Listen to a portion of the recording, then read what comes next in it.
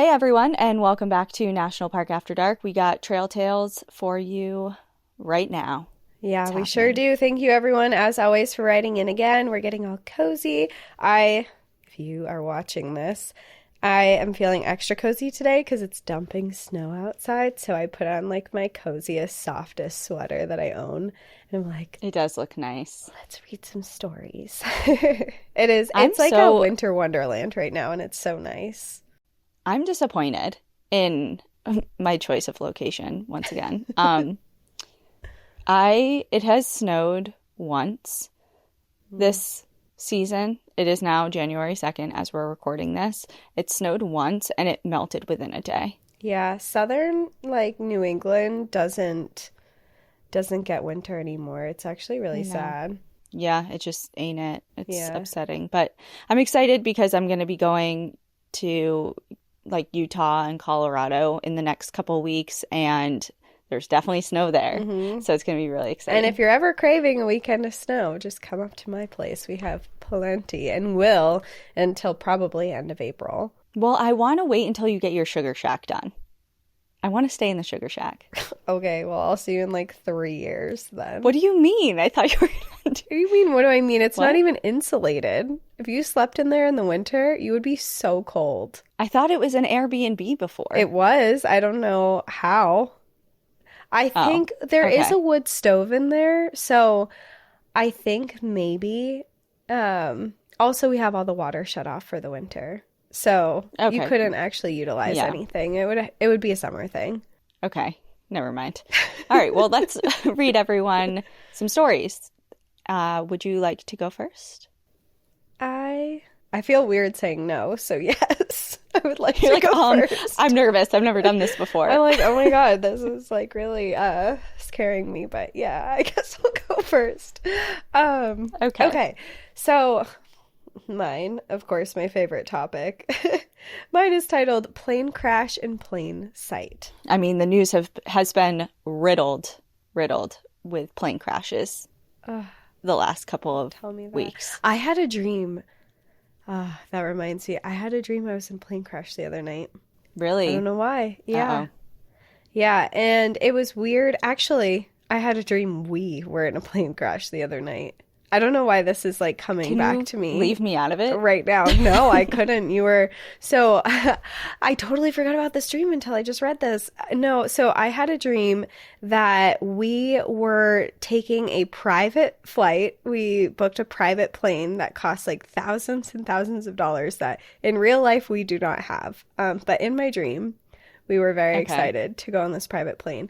And the plane was a little weird. It kind of looked like a limousine on the inside, and it was Okay. like high tech. I don't know, but so we had to fly over New York City to get to where we were going, which I'm not sure exactly where we were going, but we were flying through New York City, and the pilot was like, "Oh, the cool thing about these planes, these high tech planes, is that we actually don't have to fly at the same altitude. So we're going to cruise in between all the skyscrapers of New York City to get to where we're going." And in my dream, I was like, Perfect. that I've always feels like wanted a to do really that. bad idea.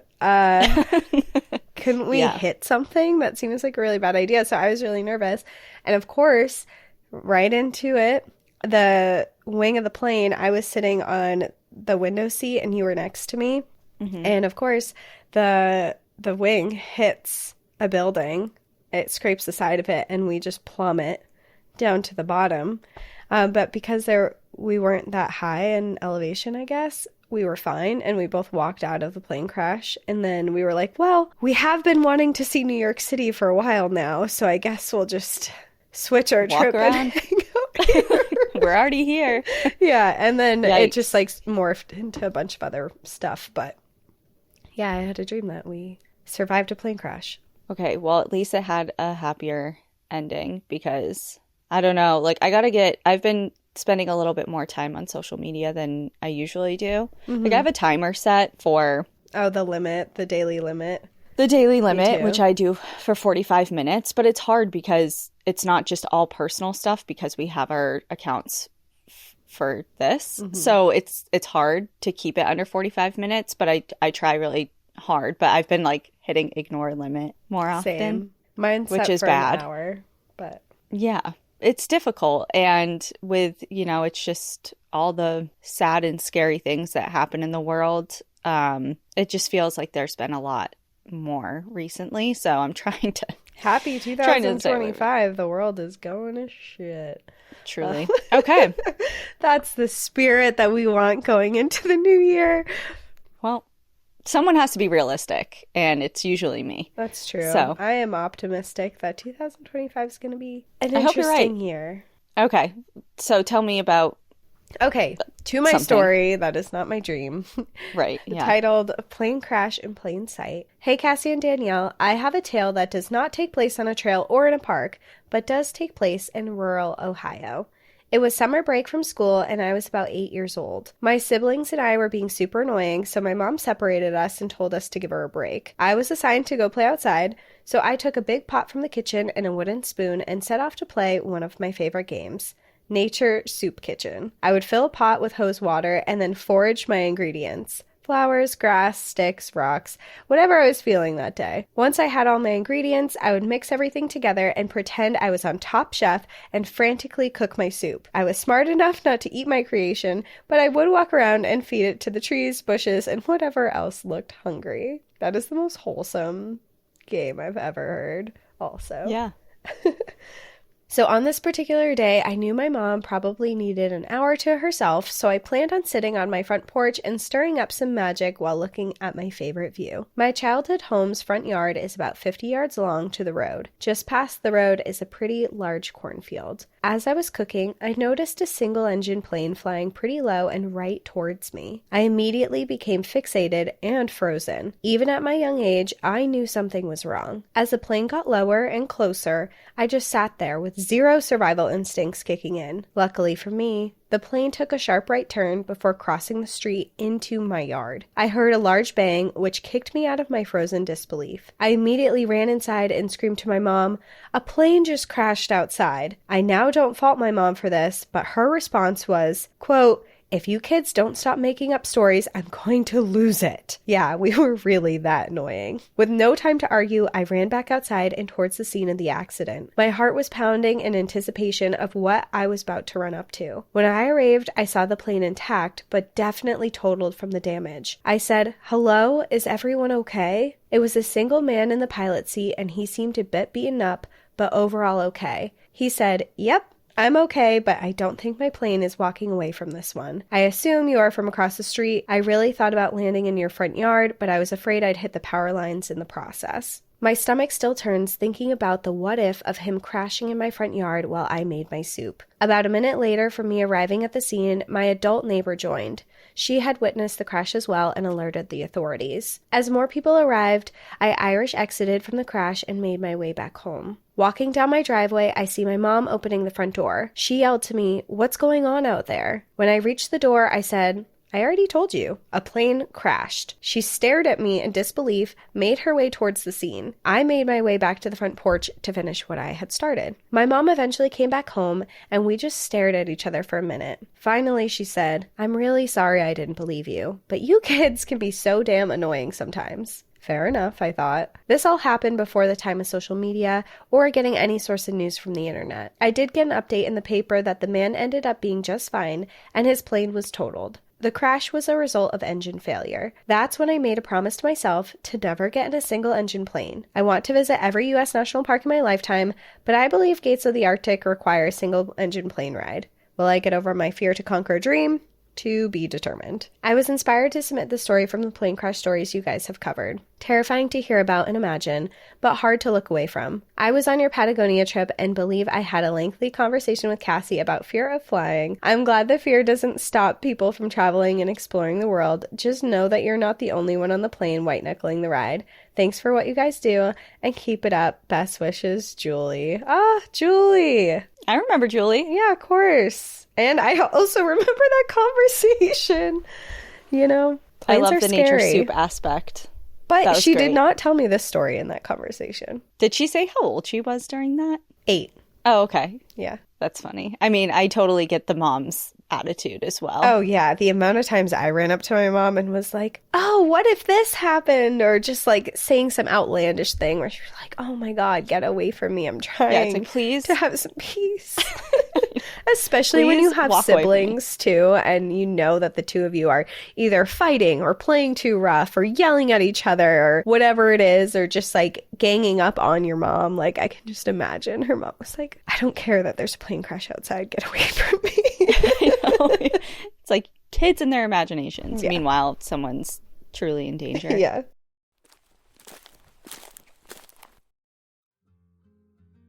Fans of true crime have heard this time and time again. Murder for life insurance. And also, it's often the spouse, but that's besides the point. Truly, over 4% of Murderpedia entries are related to life insurance. That's over 600 murders in the US each year with life insurance as the motive. There are always a ton of questions surrounding a murder case, but in these circumstances, one of the questions has got to be, how good is this life insurance? Now that we're talking about it and you're thinking about it, let me tell you about SelectQuote, one of America's leading insurance brokers with nearly 4 decades of experience, helping over 2 million customers find over $700 billion of coverage. And when I say help, I mean it. Finding the time to shop for the right life insurance for you and your family is hard with busy schedules. But in as little as 15 minutes, a SelectQuote licensed insurance agent can tailor a life insurance policy to your family's needs and budget. Speaking of budget, life insurance is more affordable than you think with SelectQuote, with some policies costing less than $1 a day. Plus, if you're in good health,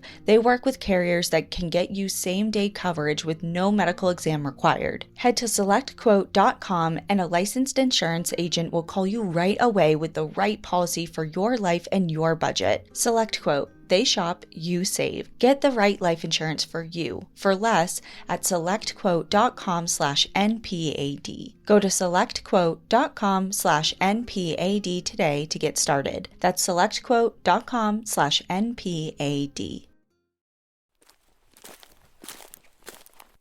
Okay, my first story, I should say, is titled A Goodbye from Beyond. Hey, Cassie and Danielle, I found your podcast through Tooth and Claw, and I am now a devoted listener. Your stories have inspired me to be outdoors more and have made me feel more confident in my skills, so thank you for everything that you do. I have listened to all of your stories and now have started listening to the Trail Tale episodes. I recently listened to your Trail Tale episode 12. Danielle talks a lot about signs, and I decided I would tell you my story. This does not take place in a national park, and I was actually inside when my experience happened, but there is some nature in this story. About 15 years ago, I lost my best friend, but she made sure to say goodbye before she left. We were in our early 20s and had been best friends since 2nd grade. I would go on her family vacations, and we basically spent every weekend at each other's homes. She was like a sister to me for 14 years, and I can't believe she has been gone for longer than I knew her on Earth. For this story, I will refer to her as Kate. We are both from New Hampshire. Shout out to my Shire folks. Kate's story took place on a cold, icy February New Hampshire morning. She had bravely or stupidly decided to go canoeing with some friends down an icy river. It didn't go well and they capsized. She slipped into the water and it took about 3 days to recover her body. My story takes place the morning after she was presumed drowned. I had slept over another friend's house and my phone had started to die the night prior,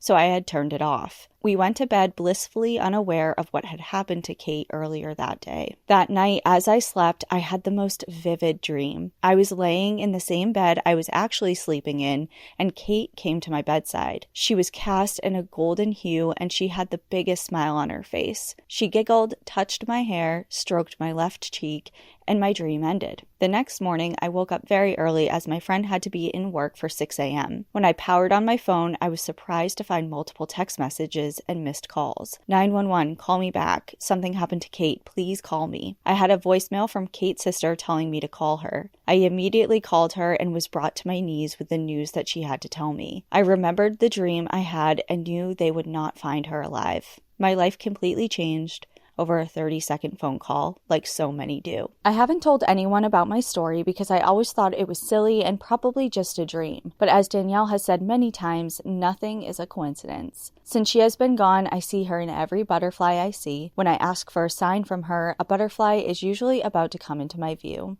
I am sorry for my downer of a story, but I'm a vet tech from New Hampshire who loves nature and had a best friend named Cassie, so I feel a real kinship with this podcast and with the two of you. Please continue to do what you do. It is so greatly appreciated, and remember to always wear a life jacket. Much love, Krista.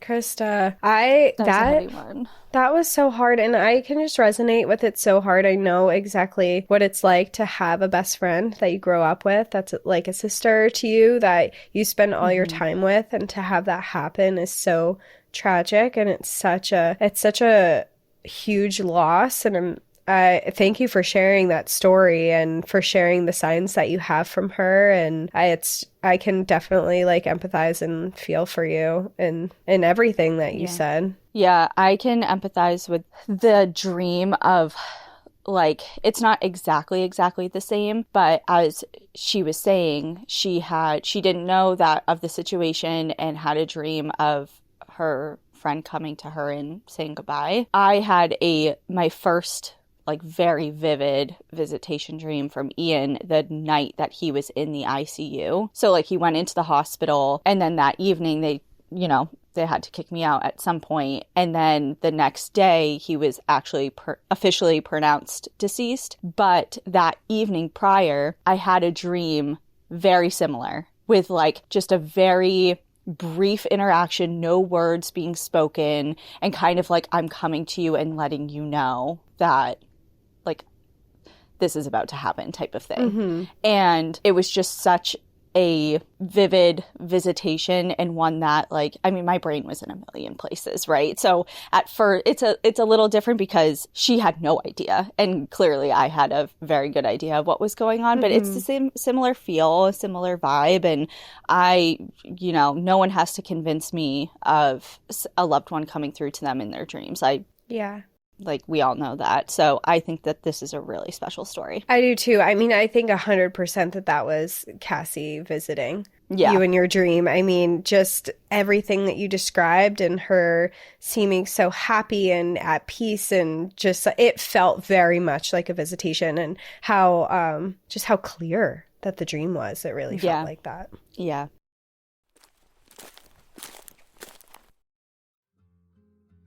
Now that the hustle and bustle of holiday season is over and gifting other people is checked off the list, let's shift the focus to ourselves. And while it isn't talked about as openly as some other topics out there, hair loss is a huge concern for a lot of us. If you're concerned with thinning hair or hair loss, you aren't alone. Age, pregnancy, and genetics are just a few of the reasons we experience a change in our hair. So I wanted to introduce you to the iRestore Elite, the world's best hair growth laser device for at-home use. And this is not just a gadget, it's clinic-grade technology in your home. With 500 lasers and LEDs, it's their most powerful device, designed to help grow your hair back with visible results in as little as 3 months. For a limited time, our listeners can save $625 off of the iRestore Elite at irestorelaser.com/NPAD. Head to irestorelaser.com/NPAD to get the hair regrowth device you've been wishing for and start feeling like yourself again. It's equipped with special lasers that use 3 different wavelengths to enhance hair follicle stimulation, to reactivate dormant follicles, to help restore your natural hair. And iRestore's design maximizes the treatment area to regrow your hairline, temples, and crown. It's non-invasive, non-surgical, drug-free, and pain-free. I may have a lot of hair right now, but I want to make sure it stays that way. And I love how easy the iRestore is to use. I just pop it on while I'm doing my daily 10 minutes of meditating because it's completely hands-free, lightweight, and comfortable. iRestore is so confident in their products, they offer a 12-month money-back guarantee. Now is the perfect time to treat yourself. For a limited time only, our listeners get $625 off of their iRestore Elite when you use code NPAD at irestorelaser.com. That's $625 off of your iRestore Elite at irestorelaser.com with promo code NPAD. Please support our show and tell them that we sent you. Hair loss is frustrating. You don't have to fight it alone, thanks to iRestore. Well, my next story is titled Ghostly Gossip. Hello, hello. My name is North, and I've been an avid listener of the podcast for a couple of years now. I love the vibes, the way you tell the stories like actual stories and not just brief synopsises, and the fact that you include educational information alongside the stories and also the personal banter between the two of you on each episode. This is a podcast that feels modest and humble, narrated by people who don't have large egos, and I'm grateful to how open-minded that you both are. As someone in the LGBTQIA plus community, especially with the results of the recent election, times are scary, and hearing you do episodes centered around my community, hearing you discuss fellow queer people with the same respect as anyone else, just really means a lot to me. Thank you. Wow. Thank you for all the love. Shit. And North, thank you. yeah, and the LGBTQ community and everyone is always welcome here, and we love you. And some of the best people I've ever met. Honestly. So. You always have a safe space here. Yeah. So I live in Delaware Water Gap Recreational Area in Pennsylvania, particularly in the northern parts of the Poconos in Pennsylvania. In my area, there is a long trail called the McDade Trail. It runs alongside the Delaware River and is overall a very easy hike. One day in fall of 2023, I was spending my free time on Google Earth, as one does, and noticed a cemetery marker in the woods right off the trail. Having stumbled upon a few tombstones of the McDade before, I was curious and wanted to go hike and find the cemetery. Actually, it's no longer listed on Google Earth or Google Maps, but I assure you, it is still there. Anyway, it was a rainy fall early day, and I drove my car down the gravelly, pothole-ridden road into the woods to where the parking lot closest to the cemetery was located. This was a parking lot meant for a section of the McDade Trail mostly, but whatever, right? So I drive under the canopy of trees. There are no other cars in the parking lot. Makes sense. It's a weekday. It's rainy and super humid. The air is thick and sticky, the ground muddy, and bugs still out holding on to the warmer days before winter. I sprayed myself down with tick spray, made sure my shoes were tied, had my knapsack of supplies, and my phone GPS out. I didn't have a signal in this area, but that was okay. Google Maps was working fine offline. I walked down the trail. It's very straight and flat in this area, with trees towering above on either side, littered with thick bushes and other flora around their roots. Thick enough that it would not be easy for someone to leave the trail comfortably, especially without some sort of bushwhacking tool. I hike easily down the trail and then pause right where I am supposed to turn to find the cemetery. There is no trail to the cemetery. I cannot even see the cemetery from the trail at all. But hey, my GPS insists there is one somewhere in this bout of woods, so I trudge right into the thick brush. Now, I'm kind of a weird hiker in the sense that a smart person would have worn thick pants, but no. I was wearing my usual beach shorts and my leather sandals. Poison ivy seems to have a minimal effect on me. Thorny bushes don't bother me, so I'm just plowing through like a draft horse, allowing plants to scrape my arms and legs, allowing my feet to squish in the muddy patches. I'm in my element. Nothing in these forests scares me. I'm following the direction of my GPS compass towards the cemetery, only stopping to take pictures. I've attached photos if you wish to use. I'm listening to bird songs and insects. In the distance, I can just barely hear cars rushing along Route 209. I am still alone though. I feel calm. As I said, I'm in my element. I eventually stumble upon the cemetery. It's small but beautiful, with a painful wrought iron fence that needs repairs in several places. There are tombstones placed against the outside of the fence, and also tombstones covered in moss and ivy, completely impossible to read. There are old horse posts. I climb over a broken part of the iron fence, and there are several tall stones, cracked, written upon in cursive type lettering. They are beautiful, and I read them as best as I can. I walk all around this tiny cemetery, taking pictures, sometimes pausing to just breathe in the air, to think of the people who may rest beneath this dirt, to think of the history behind this place. I sit upon a log outside the cemetery and just think. Drink some water, write a little in my journal, and just chill for a bit. But then it's time for me to go. And this is where things get weird. Now, I'm a secular Jew, agnostic, pantheistic, but open-minded. Yes, I go for scientific explanations first, but I also remember that Arthur C. Clarke, the one with the advanced technology being indistinguishable from magic, and there can be scientific explanations for the supernatural too, that don't deny the existence of the supernatural. We just haven't evolved that far yet in our understanding, Kind of. I know. I'm confused. Yeah. I know. I'm following. I'm confused, but I believe you. But as I'm climbing over the fence to leave the cemetery, I hear laughter and chatter, and it sounds like two women, like maybe around my age or maybe older. I think maybe there are some other hikers on the trail now. As I make my way through the dense undergrowth towards the McDade, the chatter is still as incessant but seems to be fading a bit. They sound like two women gossiping. They'd speak in words I couldn't make out and then giggle or outright laugh. And for a moment, I think maybe they see me and I'm the subject of their gossip. Looking at this stupid young man in a t-shirt and shorts and sandals, clambering clumsily through the bushes, sweaty and red-faced. Idiot can't even handle the most straightforward of trails. He got lost so easily. The laughter does feel rather pointed, and something inside me that isn't usually anxiety or insecurity does make me think that I'm not far off in my assumptions. I'm pretty laid back and make fun of myself often, so being the potential topic of gossip doesn't bother me. It's amusing, actually. I step out of the forest brush and onto the well-managed gravel of the McDade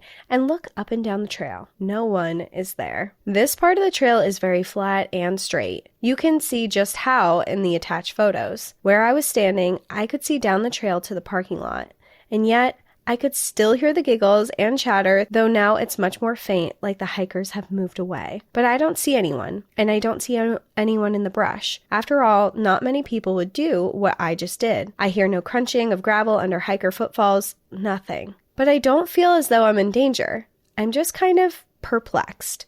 Just imagine like a bunch of question marks floating over my head. I trudge slowly down the trail towards my car, and the laughter fades the further I get from the cemetery. Strange. I use one foot to scratch the bare shin of my opposite leg and look down. My legs are sliced up in red, and I'm bleeding from several places where I was clearly scraped up by thorn bushes. I'm bemused, and I wonder if the ladies were ghosts in the cemetery, and I wonder if my own stupidity and lack of self-preservation were topics of gossip and jokes. I wouldn't mind, honestly. If they were entertained by my presence and not angered by it, I consider that a win after all. It's also possible I wasn't even a subject of their conversations, but something made me think I was. I hike back towards the parking lot and the laughter fades completely. I wipe down my legs with a damp cloth, then get into the driver's seat. On my way out, I noticed that there were no other cars in the lot and no sign that any car but my own had been there the entire day. I still can't explain what I heard or what I felt, but I think the more quote-unquote fun interpretation is that I may have awakened two of the ladies in the cemetery and their spirits were either reliving an event from their lives or they were aware of my presence and making fun of me. Either way, it didn't bother me, mostly just confused me. So I guess if you're ever hiking in that part of the Poconos, dress more appropriate than me and don't go bushwhacking to find an off-trail cemetery or you might end up the subject of ghostly gossip. Thank you for creating such an epic podcast. Alexander/North, he/him. That was really cool. I think you were that's being such a made fun funny. of, but I think you were being made fun of too. It feels very lighthearted and like, yeah. Look at him. He doesn't even have pants on. Look at his legs. Yeah. Like it feels like they were kind of gossiping in a playful way too, not in like a. Like almost, it kind of... Not like a mean-spirited way. Yeah, kind of like laughing with you. Like, you know this wasn't a good idea. You should have put pants on. Like, kind of like a fun laughing. Yeah. I love that. That's your type. That is your type of haunting. Yeah, I agree. That's what you need. They're not touching you. They're lighthearted. Exactly. It's fun. Yeah. Although I don't know how much... It seems like the vibes were good. So, yes. But like just on paper, hearing women laughing in the woods when I'm alone and no one's around could be creepy. Yeah, but it's better than men laughing. That's true. If I heard men laughing and I was alone in the woods, I wouldn't think it was a ghost. I would think someone was like stalking me and about to murder me. Yeah, but women laughing, I'd just be like, oh, ha ha ha.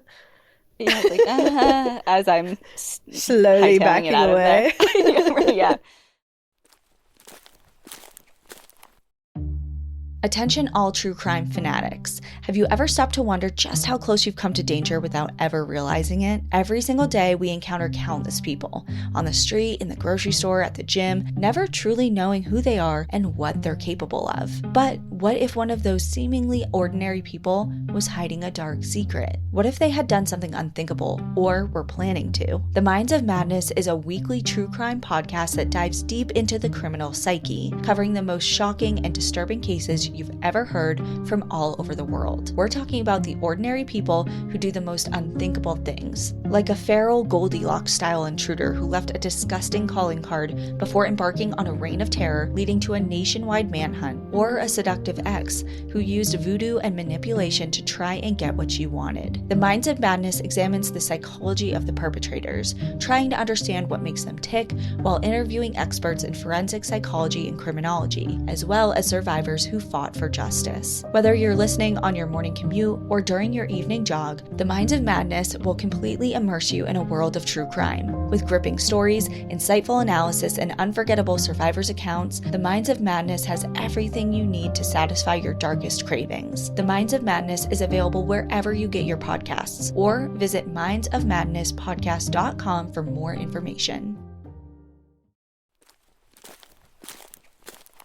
Okay, my next story is titled, This Is Not a Coincidence. Of course it's not. And I made a little note to myself because I put this together. And this, just so we're all like going to this on the same page, this is a trail tale that's a follow-up to the story that we shared on Trail Tale 60, which was about the girl and her coworkers who thought they encountered a dark entity and she had really bad luck. And she was like, I don't want to pass it on to you, but you remember. And it's like now people are like, are you okay after hearing that story? Yes, someone commented on our Instagram and said that they got in a car accident while they were listening to it. Okay, well, this is another follow-up to that cursed thing. Sorry. Are we passing? Is the story continuing to pass on bad luck? You will answer that at the end of this. I'm just wondering if people listening should skip it if they're afraid. But it's not the same story. It's not the OG story. It's just like what happened as a result of the OG story. So if you listen to this, you're not taking in that entity. Maybe. I'm not promising anything. I don't know how it works. Listen at your own risk. Yeah. I'm forced. I'm here, so. Okay, so it begins. It all started after listening to your Listener Tales episode the other day, the one where the listener tells their flesh pedestrian story. Well, I got a bad feeling the entire time I was listening and felt I needed to turn it off. However, I was way too curious and kept on going. Fair. Nothing really happened the first night. I was closing at work, and anytime I turned a light off and it was in the dark, I could feel someone behind me. I could even see them in my mind as a dark figure with a bright white smile. I fortunately work with my amazing boyfriend, so I made him take care of the rest of the lights, LOL. Anyway, I am scared of the dark, so I figured I was just having some anxiety. Also sensitive to spirits, and our work location is haunted, so I just chalked it up to the combination of both. Later on, I went to walk my dogs like normal. After about a half a mile, I got an uneasy feeling that I was being watched. I looked up ahead of me into the pine trees and saw a shadow, darker than the night itself, crouched down. Ugh. Don't. My dog seemed unfazed, so I figured I was just seeing things. However, my survival instincts kicked in and I knew inside that something was wrong. I turned on my heel and walked calmly the other way back home with my dogs. In my mind, I was freaking out and thought about the listener tale, but knew I needed to stay calm. Now on to last night. I was on the phone with my dad and stepmom while I walked the dogs. I usually have them on speakerphone in my jacket so they can hear if anything happens to me and I can hopefully yell details to them if needed. Isn't that okay? Just a brief pot. Isn't that so sad that you need to think about that? Like, I'm just out on a walk, but if anything is to happen to me, I need someone to be able to know in real time. So I can share some identifying details. Like, that's just life as depressing. a woman. I think that any woman listening to this can resonate with that and has done that. I know I have. Or just known, like, okay, I have this I can pull out really quickly, or I'm just already holding something, or you're thinking of a weapon, you're looking for a rock if you're walking around, you're thinking of escape routes. Yeah. Yep. I felt followed and watched the entire time, and my dogs were on high alert. We only did maybe a fourth of a mile out and then headed back home to our townhouse. While I was walking back with my dogs, I noticed a man walking around the outside of my complex on his phone. He would walk about 10 feet to his left, then turn around and walk back, and so on and so forth. He looked confused and looking for someone maybe. I was about 50 yards from my front door when this man started walking in our direction. Not towards us, but towards the other townhomes. He already made me feel pretty uneasy with his erratic actions, so I was already on alert. Well, he went from a speed walk to a dead stop, maybe about 35 feet away from me, and turned directly towards me. I stopped walking, pulled my dogs in closer to me, and stared at him. I had pulled my phone out of my jacket and placed it in my hand in a way that, if needed, I could ideally break his nose or at least hurt him in some way. My Taekwondo master used to tell me anything is a weapon, so I live by that to this day. Anyway, he starts walking towards me at his weird brisk speed, and my dogs are pissed. My dog Houston, a blue heeler Pyrenees, stood right next to me but a little behind me and started a low guttural growl I had never heard from him before. Ollie, a lab terrier, stood about 5 feet in front of me doing the same thing. Neither dog has ever been aggressive, and Ollie loves people, so I knew something was wrong. I go into full fight mode, ready to beat this bold-ass little man into the next century when he just as suddenly stopped and turned the other way and continued to walk. I sat and watched him for a while just to make sure he wouldn't come back up behind me or watch to see where I lived, but he continued to other homes and then went up the street. Maybe this man thought I was just somebody else, or maybe not. About 5 minutes after I got inside, I had the worst stomach pain ever and sat in the bathroom dry heaving for 45 minutes, then fell asleep in the shower. Is this related? Maybe, I don't know. Tonight, as we were walking, the feeling of being followed and watched was the worst. I pushed through and in my head just kept saying, "You cannot touch me, I am a child of God." We went further and all was fine. We turned to go home after a little over a mile, and both dogs were on alert again. Houston walked right next to me and a little behind in her protective way, and Ollie in front with his hair on end. My fur babies are almost 7 years old, and I have had them since they were both 6 weeks, so our bond is amazing, and I know they will always keep me safe. And yes, before I am judged for having them since they were so young, Ollie was free on Facebook Marketplace, where a farmer said they all needed to find homes soon or they would be, trigger warning, taken care of. Houston was born on my family farm, so I kind of had her since birth. Anyways, we got maybe halfway home, and all of a sudden, they both stopped, ears perked, hair on end, growling. To say I was scared was an understatement. There have been wolves seen in the area as well as our typical black bear, so I thought either could be an option. I crossed the street right away from the direction they were looking and encouraged them to continue to go faster, but we're still at a walking pace. We went maybe 40 feet, and I looked off into the field, and someone or something was standing in the field about 30 yards away from me. It seemed to absorb any light around it. I panicked internally. My dogs were pissed and trying to get away. We crossed the street again where the development started, and it was well lit. We hauled ass back home. I felt like it was following us and getting closer. I kept repeating, "You cannot touch me. I have protective hands. I am protected by love, light, and God." I say this over and over and over until we get home, and when I reached my front door, I felt that that dark, evil entity was right behind me and trying to come into my home. I closed my door, said a blessing, and set a boundary. Hopefully it works. I'm not sure what this is, if it's related to your story or not. I am ready for it to go away, though. I hope you guys and other listeners are all safe. If you choose to read this on the podcast, stay safe and watch your back. You never know what may be lurking. Cheyenne. Oh my God, that's so scary. Why do you keep telling these on the podcast? I just feel like they need to be voiced and given some Giving another entity to attach to? No, I don't want to pass it on, but I want to recognize that people are suffering. I'm sorry. Let's just, okay, ready? We're going to stop right now. Close your eyes really quickly. Okay. Take a deep breath in and imagine you're just like sucking in all the positive vibes, good energy, protective, healing light. And then breathe out and imagine all of that is just projected out around you into like this safe little bubble, just emanating off of you. Okay. There we are.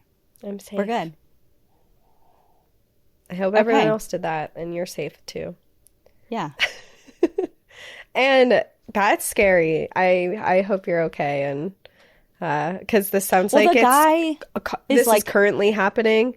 So I hope that it's all resolved. The man could have Yeah, like she said, it could have gone either way. Like he could have just been lost and weird and whatever. And yeah, but the second entity, the dark entity that felt like followed her to the door is what I'm more concerned about. Because the guy, he seemed like he might have been like a sketchy guy trying to break into someone's house, is what it sounds like. Right, yeah. As he was looking for a home that was empty to break into.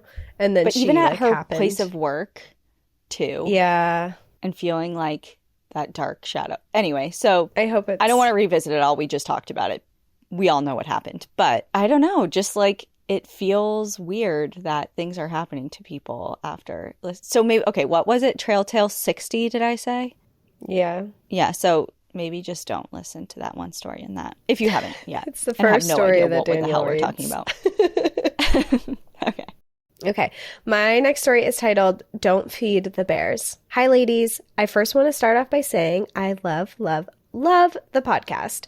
I found out about y'all from my girls, Ash and Elena, over on the Morbid podcast. We love Ash and Elena. Elena. I actually was at the library today picking up our most recent book club book. Yeah. The Vanishing Treasures. And I saw Elena's book. Oh, that's right so on like cool. the front thing. And I was like, I know her. Yeah. So cool.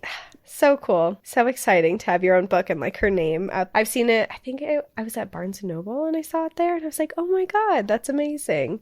Yeah. Yeah. Mm-hmm.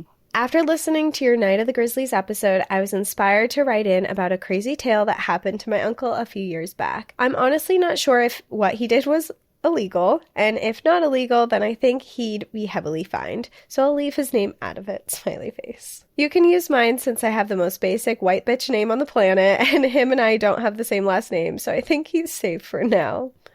That's so funny. My uncle lives in an area of Colorado about an hour and 15 minutes from Denver. He lives in a huge neighborhood basically on the side of the mountain where him and all his neighbors have at least 30 acres each. Everyone in this neighborhood has money, and have all lived there for at least 10 years, so everyone knows of and is respectful of the law of the land. That is, until a new family moved in. There is so much wildlife in this neighborhood. Everything from mountain lions to bears to turkeys to elk and deer. One year when visiting, I was driving down their long, windy driveway, and was about 5 feet from totaling my rental car into a huge elk.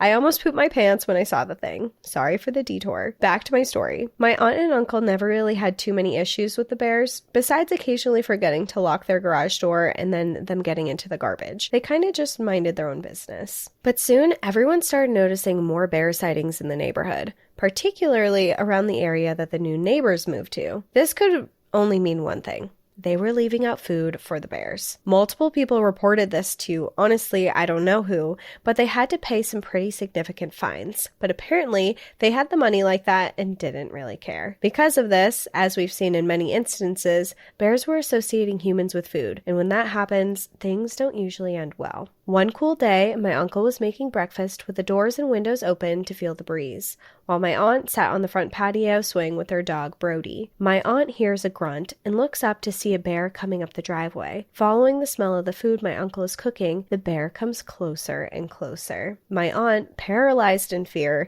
only manages to call out my uncle's name. He runs out to see what's wrong and is met with a chaotic scene. My aunt, frozen on the porch swing, a bear only feet away from both of them, and their dog barking aggressively at the bear and inching closer and closer. My uncle runs back inside and grabs the shotgun, comes back outside and fires a warning shot in the air, hoping to scare the bear away. It remains in its position. He fires another one, and the bear starts to inch forward, closer to my aunt, their dog, and the entrance of the house. Having no other options left and the bear approaching him, he fires several shots at the bear. It lets out a cry and runs away. He grabs my aunt and tugs her back inside while ushering Brody in as well. They sat in silence, trying to process the events that just took place. A month or so later, on their daily walk to get mail down their mile-long driveway, Brody seems to catch the scent of something and takes off into the brush. Moments later, he returns with something in his mouth. It's a decaying bear paw. My uncle rushed to where Brody just was, and there he sees the bear's body very much dead and very much decomposed. It's a sad story, really.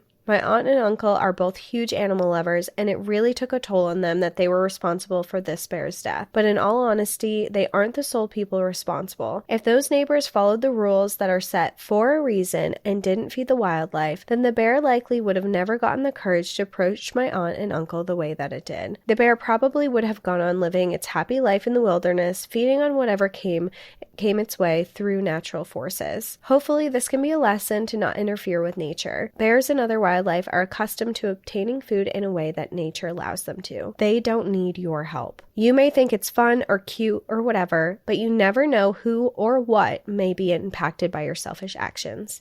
Thank you for reading. P.S. My uncle actually took the bear's skull and cleaned it, and it's now on a shelf in his office. Also, I'm a Midwesterner, so I have no idea what type of bear it was. I just know it wasn't a polar bear. Smiley face. Emma.